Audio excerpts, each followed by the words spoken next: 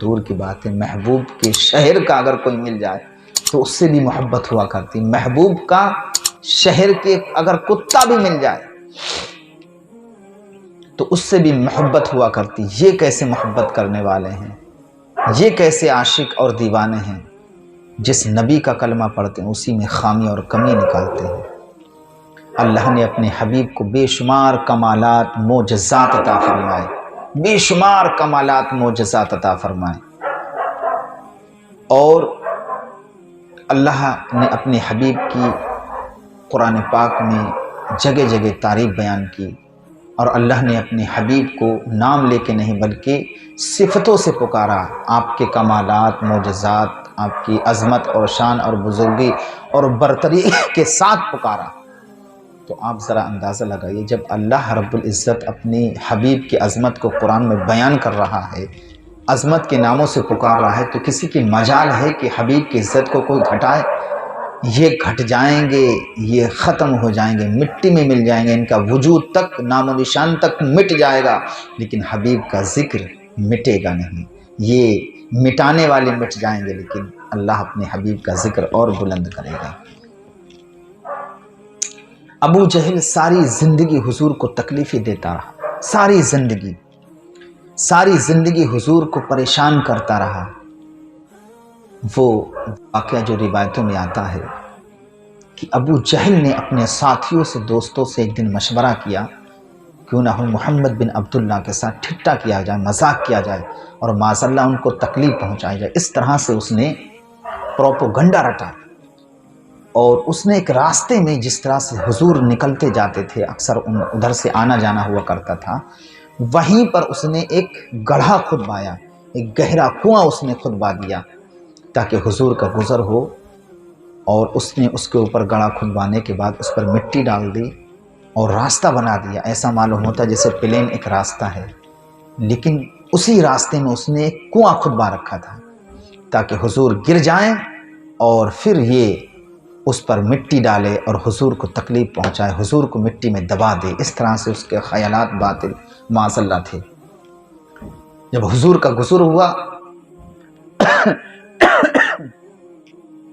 اللہ رب العزت جل مجدہ نے اپنے حبیب کو اس بات کی اطلاع دے دی, بتلا دیا, اے حبیب ادھر سے نہ جانا, آپ کے دشمن ابو جہل نے آپ کے لیے جال بچھا رکھا ہے, اللہ کے حبیب ادھر سے نہیں گزرے. اس کا منصوبہ دھرا کا دھرا رہا. ایک روایت میں یہ آتا ہے کہ حضور ادھری ہی سے گزرے, اللہ نے راستے کو سمیٹ دیا. اللہ اکبر. جب حضور عبور ہو گئے, پار ہو گئے, گزر گئے, اس کا منصوبہ جو تھا, جو اس کا پلان تھا, وہ دھرے کا دھرا رہ گیا. اس کا پلان فیل ہو گیا اور پریشان ہوا, اور آ کر کے دیکھا کہ دیکھیں تو صحیح کیسے پار ہو گئی, کیسے بچ گئے, کنواں تو بہت بڑا میں نے کھدوایا تھا. تو اچانک اتفاق سے اسی میں خود گر گیا. کسی نے کیا ہی خوب کہا, بھلائی کر بھلا ہوگا, برائی کر برا ہوگا. تو اگر بھلائی کرتا تو اس کے ساتھ بھلا ہوگا, دوسروں کے ساتھ برائی کر رہا ہے تو اللہ نے اسی کے کنویں میں ڈال دیا. اب جب کنویں میں پہنچا تو چیخنے اور چلانے لگا, اپنے ساتھیوں کو بلانے لگا کہ مجھے اس سے نکالا جائے. جب اس کے ساتھی, اس کے دوست, اس کے یار آئے اس کو نکالنے کے لیے, تو اب اس کو نکالنا چاہا, رسی ڈالی, لیکن اس کو اوپر کھینچتے وہ نیچے زمین کے اندر دھستا چلا جاتا. اللہ اکبر. آپ ذرا غور تو فرمائیے کہ اس نے حضور کے لیے عمل کیا تھا, لیکن اللہ اس کو یہ دکھا رہا ہے, تو نے ہمارے محبوب کو تکلیف پہنچائی, اب لے ہم تجھے اسی زمین کے اندر دھسا دیں گے. لیکن چیخا چلایا اور کہا ساتھیوں سے, جاؤ محمد بن عبداللہ کو بلا کے لاؤ, ان کے علاوہ مجھے کوئی نہیں نکال سکتا. اسے یقین تھا یہ اللہ کے رسول ہیں, جانتا تھا. ابو جہل اتنا بڑا جاہل نہیں تھا, ابو الحکم اس کا لقب تھا, قوم کا رہبر اور رہنما تھا, ذہین فتین تھا, علم رکھتا تھا, لیکن بغض, حسد, کینہ, غصہ, تندی, شرکسی اس کے اندر بھری تھی, وہ ظلم بھرا تھا اس کے اندر. اللہ اکبر. اب حضور کی بارگاہ میں دیکھیے حضور کا کرم, حضور کتنے رحیم و کریم ہیں کہ جس ظالم نے آپ کے لیے کنواں کھدوایا تھا, اب وہی ظالم اب آپ سے فریاد مانگ رہا ہے. چاہتے حضور منع کر دیتے، لیکن حضور تو سارے لوگوں کے لیے رحمت بن کے آئے، سب پر کرم فرمانے والے میرے مصطفیٰ کریم صلی اللہ علیہ وسلم۔ جب اس کا غلام، اس کا دوست، اس کا چاہنے والا حضور کی بارگاہ میں گیا، اس نے بتایا کہ حضور ہمارا ساتھی ابو جہل، اور پورا واقعہ بتایا کہ وہ آپ ہی کے لیے گڑھا کھلوایا تھا، تو خود جا کے اس میں گر گیا۔ تو حضور خود نفس نفیس تشریف لائے اور اس کو اپنے مبارک ہاتھ سے نکالا اور کہا ابو جہل آج بھی مان جا، بات مان لے، وقت ہے سدھر جا۔ لیکن وہ نہ سدھرا، نہ اس نے مانا۔ آج اس کا ذکر ہوتا ضرور ہے، لیکن ذلت و رسوائی کے ساتھ اس کا ذکر ہوتا ہے۔ اللہ اکبر۔ تو حضور نے اس کو نکال دیا۔ اس طرح کی بے شمار مسائلیں، بے شمار اس طرح سے مثالیں آپ کو ملیں گی کہ حضور کو جس نے تکلیف پہنچائی، حضور نے اس کے حق میں دعائیں کی۔ اور ایک اور واقعہ ملتا ہے کہ حضور نبی کریم صلی اللہ علیہ وسلم ایک شخص سے بات کر رہے تھے، تو ایک کافرہ عورت کے مکان سے آپ ٹیک لگا کر اس شخص سے بات کر رہے تھے، اور وہ عورت نے جب حضور کو کھڑے ہوئے دیکھا اور آپ کو گفتگو کرتے ہوئے دیکھا، تو اس نے اپنے مکان کی کھڑکیاں دروازے بند کر لیے تاکہ حضور کی آواز اس کے کان تک نہ پہنچے۔ اتنا اس کے اندر بغض، حسد، کینہ، غصہ، تندی، شرکسی بھری ہوئی تھی۔ اللہ اکبر۔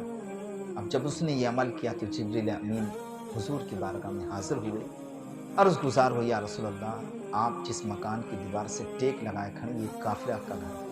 یا رسول اللہ، اتقدر آپ سے حسد، بغض، حسد، کینہ، غصہ، تندی، شرکسی رکھتی ہے کہ آپ کی آواز اس کے کان تک نہ پہنچے، اس وجہ سے اس نے کھڑکیاں، دروازے بند کر لی۔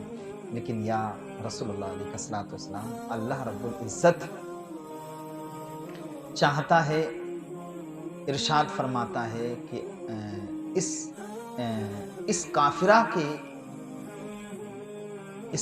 عورت کے مکان کی دیوار سے آپ نے جو ٹیک لگائی ہے، اس ٹیک کی برکت سے، آپ کے جسم کی لگنے کی برکت کی وجہ سے اللہ نہیں چاہتا یہ دوزخ کی آگ میں جلے۔